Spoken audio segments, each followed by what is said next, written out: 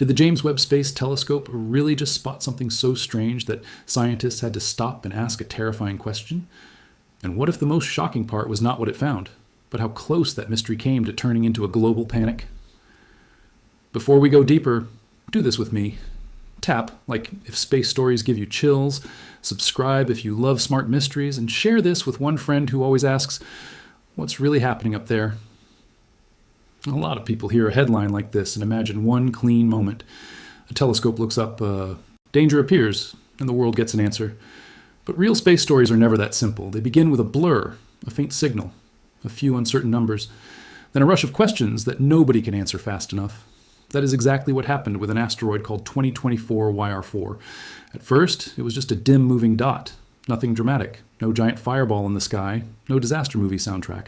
Just a tiny patch of light picked up by a sky survey system built for one reason, to find dangerous objects before they find us.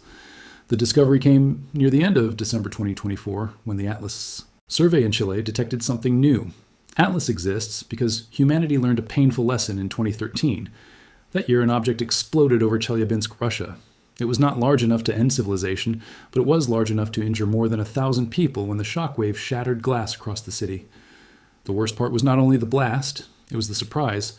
Almost nobody saw it coming, so after that, the mission became clear. Watch the sky. Find the rocks early, by time. When astronomers first logged 2024 YR4, the early numbers did not look like a world-changing event. The initial chance of an Earth impact in 2032 looked small, the kind of number that usually fades away as better observations come in. That happens all the time. A new object appears. The estimated risk briefly flickers. Then the orbit gets refined and Earth is removed from the line of fire. Except this time, the risk did not fade. It grew. And that single detail changed the emotional temperature of the story. To understand why, picture trying to trace the path of a baseball in heavy fog. You see, the ball for a split second, then it disappears. You know its direction, but not with perfect confidence. So you draw a broad path of possibilities. Somewhere inside that wide path could be a miss, somewhere else could be a hit. In the early stage, uncertainty is huge. That is how asteroid tracking works at the start. Scientists do not know one exact future path. They know a cloud of possible paths. As new observations arrive, the cloud shrinks. Here's the part that confuses many people.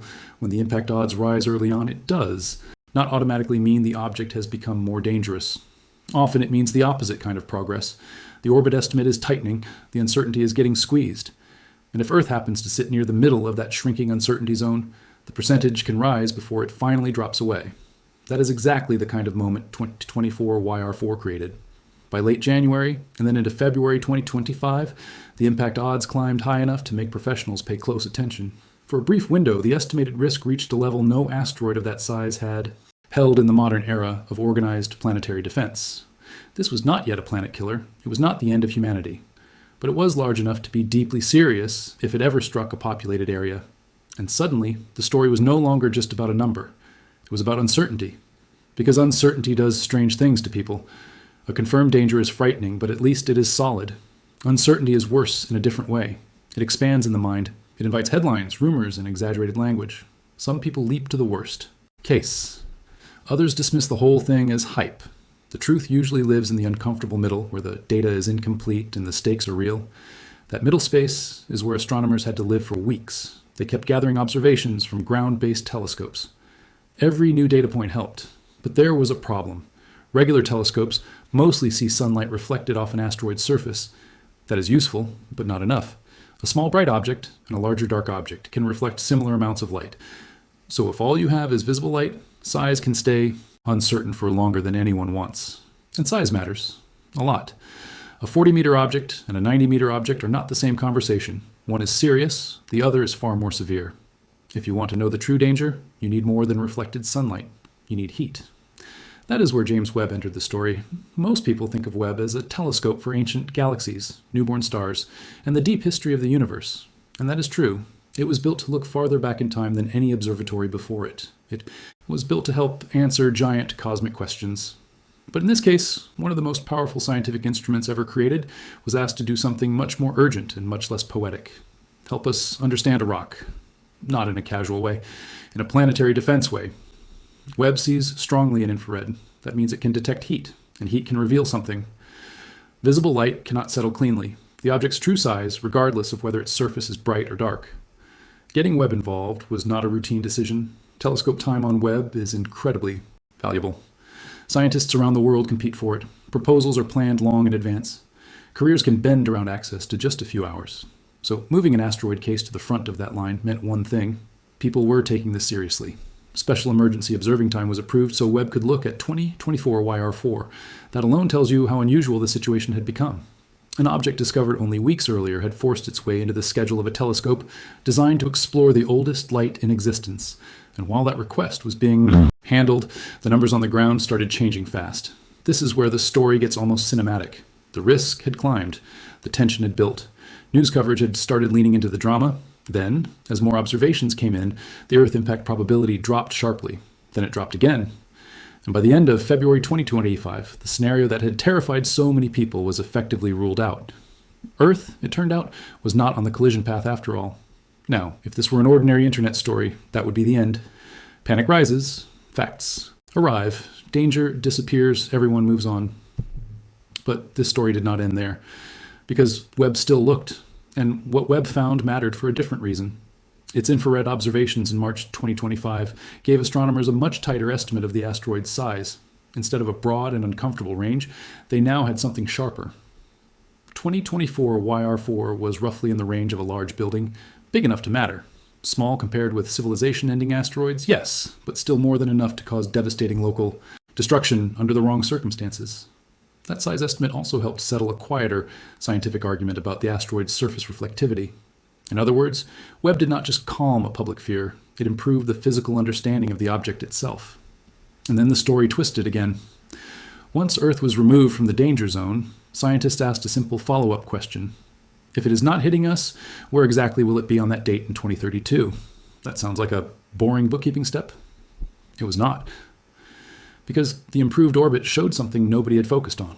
At first, there was now a measurable chance the asteroid could hit the moon.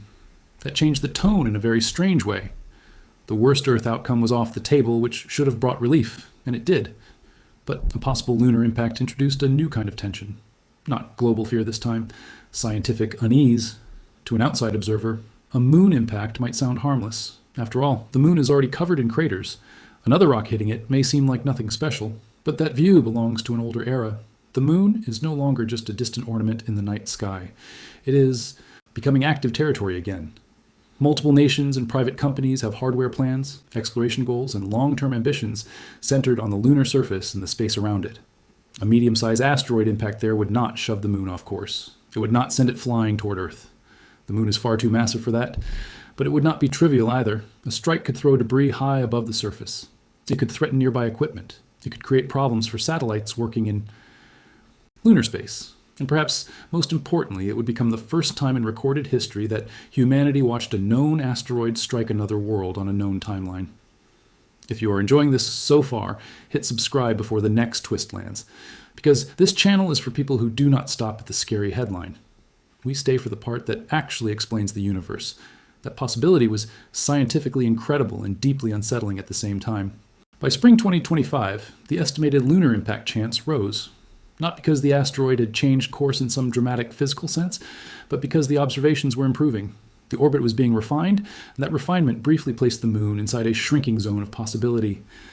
Then came one more crucial Webb observation in June 2025, before the asteroid became too faint to track.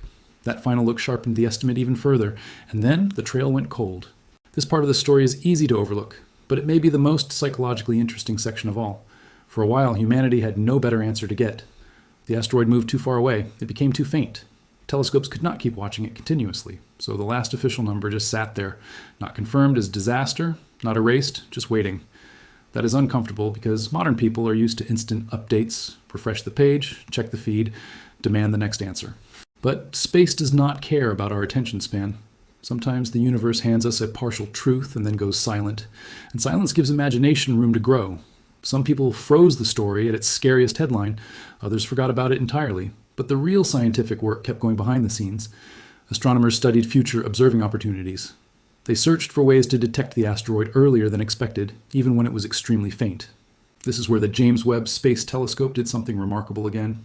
In early 2026, researchers identified narrow windows where Webb might be able to catch the asteroid using precise star field references. The strategy was elegant. If the asteroid passed in front of a region mapped with extraordinary precision, astronomers could pin down its position more accurately than before, even if the object itself was barely visible. That is exactly what they tried. And Webb pulled it off. The detections were extraordinarily faint, among the most difficult near-Earth object measurements ever confirmed with the telescope. But they were enough. When those 2026 observations were combined with everything collected since the original discovery, the uncertainty collapsed. This is the moment the mystery truly changed shape. What had once looked like a possible Earth threat, then a possible moon threat, finally became a clean miss. No Earth impact, no lunar impact, no hidden final twist. Just better math. In March 2026, NASA announced that 2024 YR4 would pass the moon at a safe distance. The collision chance that had once reached an uncomfortable level vanished. The long-range orbital model also showed no meaningful Earth impact threat in the century ahead. That was the official end of the danger. But it was not the end of the meaning, because this entire episode revealed something important about the age we live in. We are the first humans in history with a real planetary defense process. That does not mean we are all powerful. It does not mean we can see everything. And it definitely does not mean every future threat will be easy to handle. But it does mean there is now an actual system. Objects are discovered by survey telescopes. Their orbits are checked and rechecked. Warning networks activate when thresholds are crossed. Observatories around the world contribute follow-up data. Space agencies coordinate. And if the uncertainty is serious enough, even a telescope like Webb can be redirected to help answer an urgent question. That system is not perfect. But this story showed that it works.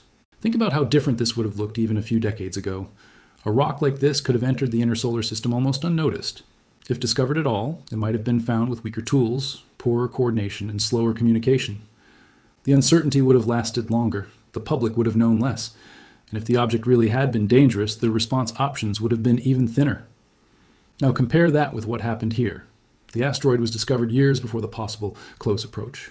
The risk estimates were updated openly, even when the updates were uncomfortable. More powerful observations were requested when ordinary telescopes reached their limits. Then the orbit was refined until the threat disappeared. That is not failure. That is science doing exactly what it is supposed to do under pressure. Still, there is a harder truth buried inside this reassuring ending. For a period of time, experts genuinely could not rule out a serious impact risk. Not because they were careless, not because the system was broken, but because there are real limits to what can be known quickly from limited data. That matters, because it reminds us that our safety does not come from certainty. It comes from early detection and disciplined follow-up. And that is why missions like DART matter so much in this conversation. In 2022, NASA deliberately crashed a spacecraft into the asteroid Moonlet Dimorphos as part of the DART mission. The goal was simple in concept and historic in practice: prove that humanity can change an asteroid's path. It worked. In fact, the orbit changed more than many models expected, because the impact threw out debris that added extra push. That success was a major milestone, but DART answered only one part of the planetary defense question. Can we nudge an asteroid if we have enough time?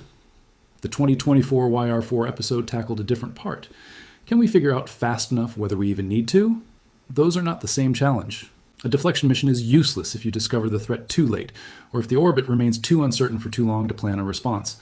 Before you can move the rock, you must understand the rock, and understanding it requires infrastructure, surveys, follow-up telescopes, thermal observations, international coordination, clear public communication, repeated checks, patience. None of that sounds dramatic compared with a Hollywood-style asteroid interception. But in the real world, this quieter machinery is what stands between a manageable problem and a nightmare. The story also exposed a weakness we should not ignore. Ground-based surveys are powerful, but they have blind spots. Objects approaching from the direction of the sun are especially hard to detect. Small and medium-sized asteroids can remain hidden until geometry finally exposes them. That means some future object could offer less warning than 2024 YR4 did.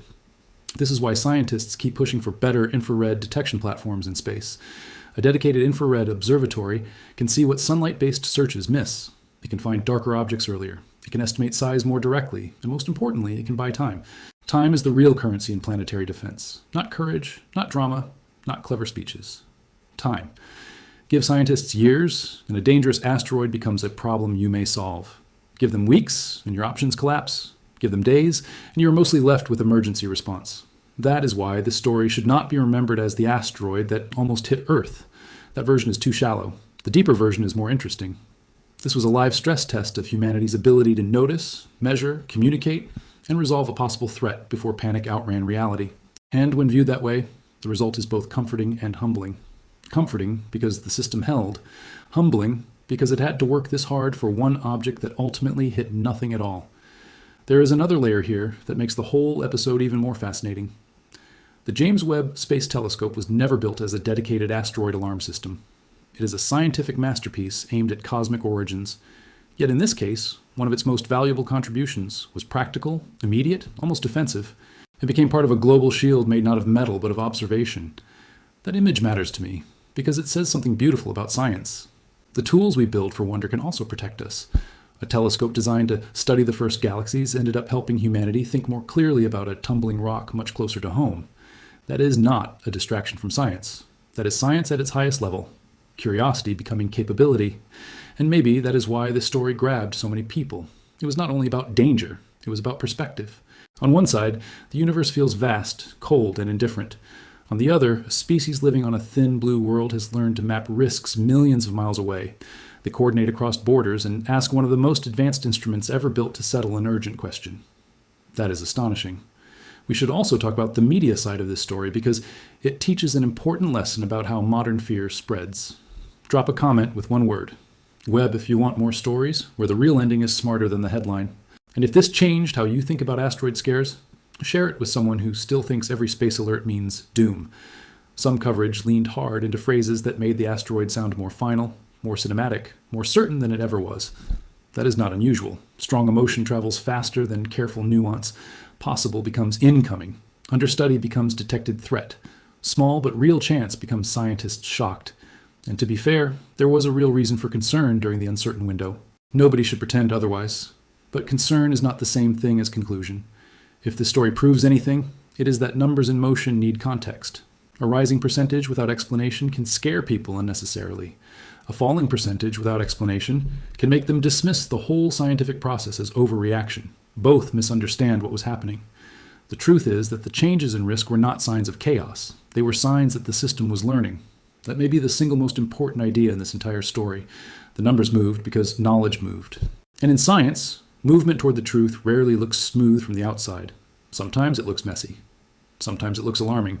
Sometimes it looks like experts changing their minds. But changing your estimate when new evidence arrives is not weakness. It is the whole job. There is one more reason this episode matters beyond 2024 YR4 itself. Most asteroids in this size range are still undiscovered. That is the part people tend to skip because it sounds less exciting than a single dramatic object. But in practical terms, it may be the biggest point of all. There are many medium-sized near-Earth objects that have not yet been cataloged. Most will never threaten us. Some will pass quietly. A few will come close enough to demand attention. So, yes, there will be another story like this. Maybe not tomorrow. Maybe not next month. But eventually. Another faint object will appear in survey data. Another orbit will be sketched. Another uncertainty zone will tighten. Another burst of headlines will race ahead of the full picture. And once again, the quality of our response will depend on whether the observing system is ready. That is why new observatories matter. That is why continued funding matters. That is why public trust in careful science matters. Not because every asteroid is an emergency, but because one day a real emergency may hide inside what first looks like just another dim point of light. And when that day comes, the difference between fear and action will be measured in preparation done years earlier. It is also worth appreciating the human side of the people behind this work. While the public sees headlines, astronomers see responsibility. They know that a careless statement can spread panic. They also know that false reassurance can be dangerous. So they live inside that narrow space where honesty must come before comfort. That is difficult work. Imagine telling the world, "We do not know enough yet." That sentence sounds weak in a culture addicted to certainty. But it is often the most responsible sentence an expert can say. The teams, following 2024 YR4, kept saying versions of that until the data improved enough to say more. And in the end, they were right to be patient, not passive. Patient. There is a difference. Patience in science is not waiting with folded arms. It is active. It is structured. It is more observations, better models, revised estimates, and relentless checking. That is what happened here. A possible threat was discovered. It was not ignored. It was not sensationalized by the people closest to the data. It was tracked, tested, challenged, refined, and finally dismissed on solid evidence. That should leave us with a strange but healthy feeling. Not fear, not smugness, respect. Respect for how much effort it takes to keep a planet informed. Respect for the fragile line between not knowing and knowing. Respect for the observatories scanning the dark. Respect for the fact that safety in space is not a permanent condition.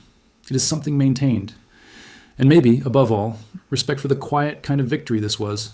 Nobody celebrated because nothing exploded. No giant parade happened because an orbit became boring. But boring was the win. A safe answer is easy to ignore when it arrives at the end of a dramatic story. Yet that safe answer is exactly what all the hardware and math were there to produce. So when people say James Webb detected something unexpected, they are right, but not always in the way the headline suggests. Yes, it helped reveal the true nature of a strange object. Yes, it helped refine one of the most closely watched asteroid cases of recent years. Yes, it showed that a telescope built for the ancient universe can protect the modern world. But the most unexpected thing may be this. The real drama was never the asteroid alone. The real drama was watching whether human knowledge could catch up in time. And this time, it did. It caught up through better measurements, through international teamwork, through honesty about uncertainty, through a refusal to confuse scary numbers with final answers, through the patient use of a machine floating far from Earth, staring into infrared darkness so that life on this planet could breathe easier. That is a better story than panic. It is a story about growing up as a civilization that can finally do more than just fear the sky, a civilization that can watch it, question it, and understand it. And that may be the most important signal James Webb gave us in this entire episode. Not that danger was coming, but that readiness is possible. If you made it all the way here, you are exactly the kind of person this channel is built for. Subscribe for more deep space stories with real substance, and share this with a curious friend. The next time a headline tells you the sky is about to fall, remember this story. Remember the faint dot over Chile. Remember the rising odds before the data was complete. Remember the emergency telescope time.